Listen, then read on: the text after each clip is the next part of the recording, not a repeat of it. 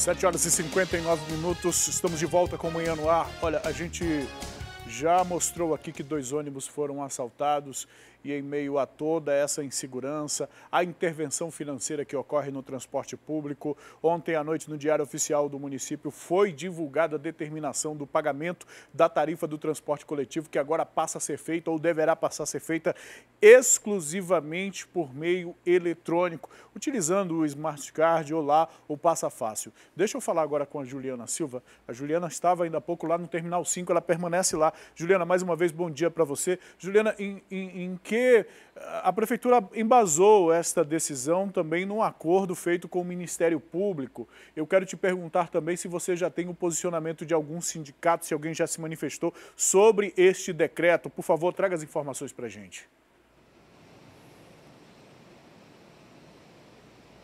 Trago sim, viu, Manuel? Nós estamos realmente ao vivo aqui do T5, a gente vai mostrar um pouquinho da movimentação que está por aqui, mas as informações que eu trago para você, Manuel, e para quem está em casa, é o seguinte: são 60 dias para que todo esse sistema de bilhetagem seja exclusivamente eletrônico.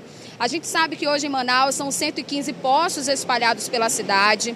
A publicação foi feita no Diário Oficial desta quinta-feira. E a gente relembra aí, né, que em agosto a gente também entrou aqui com algumas informações ao vivo, falando sobre a ameaça de paralisação dos rodoviários. Isso porque o que interfere esse sistema de bilhetagem para eles? É que também pode excluir os cobradores desse transporte público. Então, excluindo eles, ainda não tinham nenhuma esperança, né, do que seria feito com eles. Seriam remanejados para um outro cargo, se eles iriam ser demitidos, enfim, né? São diversas dúvidas que os rodoviários têm em relação a este assunto. E aí a gente também precisa explicar o que é, né, por que surgiu toda essa medida, né, do sistema de bilhetagem.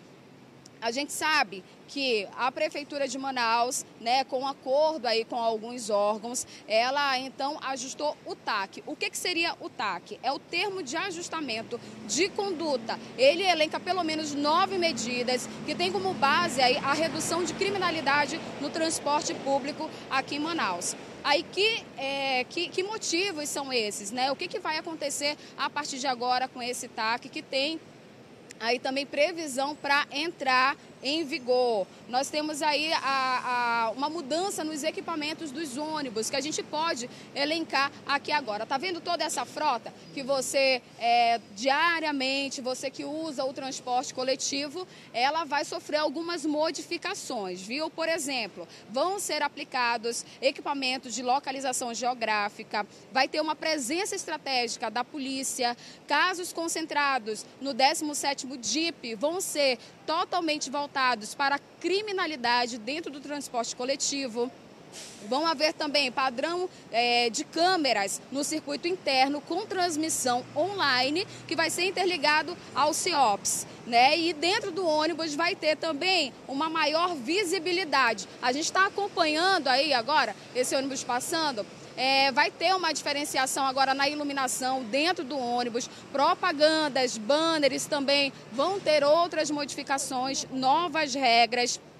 Vai haver guardas municipais no Terminal 3, 4 e 5, que é nesse aqui que nós estamos. E nos outros terminais, o que está previsto através do TAC é que haja, então, um patrulhamento preventivo. Então, esse é o TAC, né? A gente está explicando aqui detalhadamente. Com certeza, a gente vai fazer muitas reportagens falando sobre este assunto. E o assunto agora que a gente pode trazer para vocês, uma atualização, é sobre a redução das frotas. Pelo menos desde as 6 horas da manhã, onde eu e o Antônio Domingos estamos aqui no T5 apurando algumas informações, é o seguinte: algumas pessoas estão aí pelo menos esperando o ônibus há mais de 1 hora aqui no terminal. A frota ainda está reduzida. De segunda-feira até ontem era 70%, né, dessa redução. Na madrugada de hoje foi aplicado aí agora 60%, ou seja, a mesma frota que é circulada na cidade durante o domingo, durante o fim de semana. Isso implica também em quê? Nos salários atrasados dos rodoviários. A gente sabe que desde agosto também a gente vem mostrando aqui, vem falando sobre esse assunto, que existe um acordo entre a Prefeitura e o Ministério Público do Trabalho para que seja feita, né, essa remuneração dos trabalhadores, mas até agora, segundo também informações de profissionais que trabalham no Sinetran aqui no T5, que eu pude conversar com eles, apurar um pouco sobre essa situação. O que foi repassado para eles é que essa redução da frota vai pelo menos até o dia 4 do próximo mês e que até agora os salários também continuam atrasados, né? Coisa que a Prefeitura de Manaus disse que não iria mais acontecer, mas é o que está havendo. Segundo o Sindicato dos Rodoviários, eles vão ter uma reunião ainda hoje, juntamente com a Prefeitura e com todos os órgãos envolvidos nestes assuntos, onde vão ser tomadas medidas, né, onde vão ter aí novos acordos, provavelmente para tentar, então, ajustar toda essa situação do transporte público aqui na cidade. E, enquanto isso, eles informaram que não vão se manifestar. Essas são as informações. Emanuel, volto com você aí no estúdio. Ok, Juliana, muito obrigado pelas informações, obrigado pelo que você trouxe de esclarecimento para a gente. Bom dia, bom trabalho para você na externa nesta sexta-feira. Bom, nós estamos, então, atualizando essas informações. Meu diretor, dá para colocar o decreto aqui para a gente, por favor? Porque põe a primeira página, as considerações, olha, as considerações. A primeira consideração é a lei que trata do serviço prestado, né, do transporte coletivo. Na segunda, considera a intervenção que ocorre. A segunda consideração é a intervenção financeira que ocorre nos contratos de concessão do serviço público do transporte coletivo. Ou seja, a decisão tomada por este decreto considera a intervenção, é resultado da intervenção que ocorre no sistema, no lado financeiro, no setor financeiro do transporte coletivo. A terceira consideração, ela vê a necessidade de adoção de medidas que permitam maior segurança aos usuários, dos trabalhadores do sistema do transporte coletivo. Então, está sendo considerado a segurança a esses trabalhadores, por isso essa determinação. Uma outra consideração é a necessidade de sistematizar o pagamento das tarifas e das medidas que permitam maior transparência no fluxo de receitas do sistema do transporte coletivo de passageiros do município de Manaus. Em tese, o que está sendo dito aqui é que o pagamento feito, não existe um controle claro do pagamento feito nos ônibus, em dinheiro nos ônibus. É isso aqui que essa consideração faz. Que tornar tudo eletrônico traria mais transparência ou vai trazer mais transparência ao fluxo de caixa, ao controle que a própria Prefeitura precisa fazer do sistema. A outra consideração está estabelecido no termo de ajustamento de conduta, que é justamente isso que a Juliana estava fazendo. O termo que foi assinado junto com o Ministério Público com o objetivo de trazer segurança ao sistema coletivo. Como é, meu diretor? Pode mudar a página? Muda a página. Esse termo foi assinado, inclusive, no final de julho. Aí a gente vai para a próxima página, por favor. Vamos ver se a gente muda aqui a página onde já estão os artigos. E aí fica determinado o prazo de até 60 dias, para que essa obrigatoriedade comece. As empresas do serviço do transporte têm um prazo do referido nesse artigo aqui para adotar as medidas necessárias ao cumprimento da determinação, a fim de universalizar o acesso aos bilhetes eletrônicos, mas não necessariamente precisa cumprir o prazo, porque é até 60 dias. Então, se as empresas se adequarem em uma semana já pode se tornar tudo eletrônico. Tudo eletrônico. É o que o decreto está dizendo. Entra em vigor na data da sua publicação. O decreto está em vigor. Em nenhum momento o decreto fala que os cobradores serão demitidos. Em nenhum momento há essa recomendação aqui no decreto assinado pelo prefeito e pelo chefe da Casa Civil. Em nenhum momento há isso. O fato é que se a bilhetagem eletrônica, quando ela passar a ser de fato exclusiva, não haverá mais necessidade de ter um outro profissional dentro dos ônibus do transporte coletivo. Não haverá mais necessidade do cobrador. Para quê? Ele vai ficar olhando as pessoas entrarem e encostarem a carteirinha lá no leitor magnético, no leitor eletrônico? É para isso que vai ter um cobrador no ônibus? Não vai ter. Olha o nome da função, cobrador. Ou seja, esta decisão implica necessariamente ou pode implicar na não necessidade de ter mais esse profissional e, portanto, as empresas poderão demiti-los a hora que quiserem. Como a Juliana trouxe as informações, o sindicato que representa os rodoviários ainda vai se reunir com a prefeitura para entender melhor essa decisão, para entender melhor o que está acontecendo, para entender melhor o que a prefeitura quer dizer. É importante, inclusive, que a prefeitura se pronuncie especificamente em relação aos cobradores. Por quê? A gente está preocupado com o emprego dos cobradores? Sim, a gente está. Mas a gente está preocupado também nos reflexos que essa decisão pode causar para todo o sistema.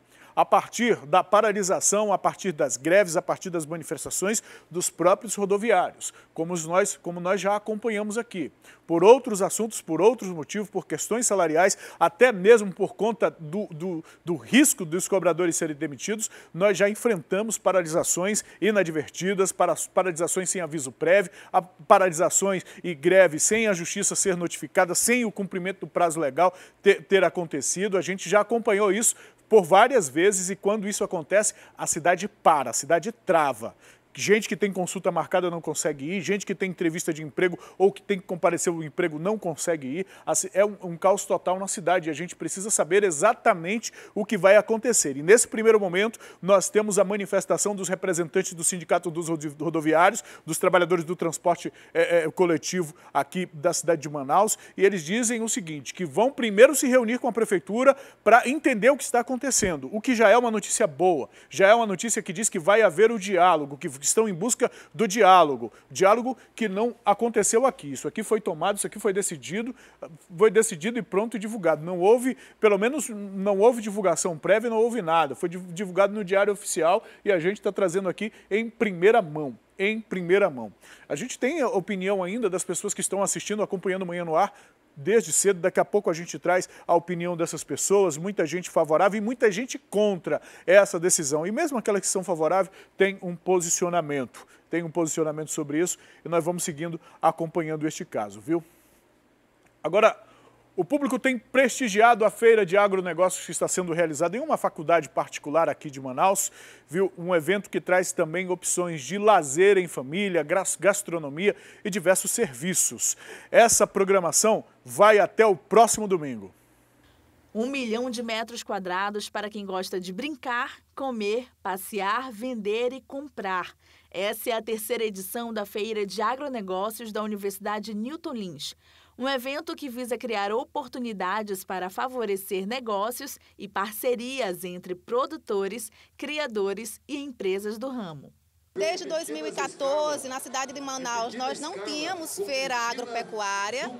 E os empresários, produtores, comerciantes dessa área estavam órfãos de um evento deste gênero. A feira conta com uma infinidade de opções de lazer para toda a família. E este é um espaço onde ficam os bovinos, caprinos e ovinos. É meio que uma parada obrigatória, ou seja, se você vier ao evento, precisa passar por aqui. O público vai encontrar exposição de animais, leilão de animais e prenheses, provas equestres, shows, atividades culturais e técnicas como palestras, minicursos, mesas redondas. A família Fernandes visita a feira pela segunda vez e estão gostando das atrações deste ano. Que vem mais para passear mesmo, conhecer a feira, mas está muito boa a feira, muito animado. Na primeira vez em que estiveram no evento, no ano passado, o pequeno João Vitor, de 7 meses, ainda nem tinha nascido. Ano passado eu estava grávida. Esse ano eu estou trazendo meu bebê para conhecer os animais. Estou amando tudo. E quando pergunto o que a família vai comer? Um churrasco com vinagrete e uma água. O evento acontece no campus Laranjeiras da Universidade Newton Lins. Dia 20 nós vamos ter Trio do Vale, Gabriel Cidrone. Dia 21 nós vamos ter Davi Assayag, Show da Zelda e Vanderlei Andrade. E no encerramento, dia 22, nós vamos ter John Veiga. Não percam, está maravilhosa a programação. É só se organizar e prestigiar a feira, que começa às 17 horas e vai até meia-noite. A programação termina neste domingo. Uma feira animada, hein? E olha que legal, mais uma conquista para o nosso estado. Alunos de Engenharia Naval da Universidade do Estado do Amazonas conquistaram o primeiro lugar na competição nacional de nautimodelismo. A repórter Catiane Moura conversou com eles. Veja agora na reportagem. A criatividade que ganhou movimento nas águas. Esses 2 barquinhos foram criados por alunos de engenharia da UEA para a competição nacional Duna, que é o desafio universitário de nautimodelismo. Esse ano as provas foram em Santa Catarina. E adivinha só quem ganhou o primeiro lugar na competição? Esse é o Jaraqui 1, o grande destaque do evento. Venceu em 3 modalidades. O Matheus foi quem coordenou a equipe campeã. A gente lida sempre com a adversidade, né? E lá na competição teve vários problemas, tivemos até um acoplamento quebrado, ficamos até tarde, dias na competição, madrugamos. E foi bastante gratificante para a gente chegar no final e dar tudo certo. Além do Jaraqui 1, o barco Jaraqui 2 também se destacou em 5º lugar nas provas. O nosso curso ainda é novo aqui, então ainda não temos a estrutura que o pessoal do Sul tem. Então chegando lá a gente vê muitas ideias distintas da gente e a gente aprende muito lá. E sair campeão, sair vencendo 3 das 6 provas foi algo bem satisfatório. Ainda mais que nos ajuda a ver na prática o que a gente não vê na parte teórica. A Bruna, que é estudante de engenharia mecânica, operou na parte de transmissão dos barcos. A gente projeta a caixa, a transmissão que a gente faz com correia, com engrenagem. Então isso é conhecimento que a gente aprende em sala e a gente tenta reproduzir na prática aqui. Mas não foi fácil colocar os 2 barcos para participar do campeonato. As equipes buscaram patrocínio para a aquisição das peças e até de passagens. Para o Ítalo, valeu o esforço, não só pelas conquistas nas provas, mas pelo intercâmbio de conhecimento entre as universidades. Eu aprendo sobre outras áreas, isso para mim é muito gratificante. Não só para mim, como outras pessoas também que são da engenharia, mas não são daquela engenharia específica e acabam aprendendo. Não só aqui, na fase de teste, projeto, construção, como também na competição. Em fase de conhecer outros projetos de outros estados e conhecer as ideias deles. 7 meses. Esse foi o tempo que os estudantes de engenharia naval da UEA levaram para construir esses 2 barcos, o Jaraqui 1 e o Jaraqui 2, que se destacaram nessa competição nacional. Os testes dessas máquinas foram feitos aqui às margens do Rio Negro. E olha que essas máquinas ainda enfrentaram ao longo desse período alguns banzeiros, o que só reforçou a capacidade de navegação de cada um deles. A gente consegue, sim, levar para fora todo o conhecimento e a gente consegue mostrar que a gente também é capaz de fazer um projeto à altura de outros projetos que existem. Então, a gente consegue muito conhecimento, todo esse reconhecimento nacional e internacional também.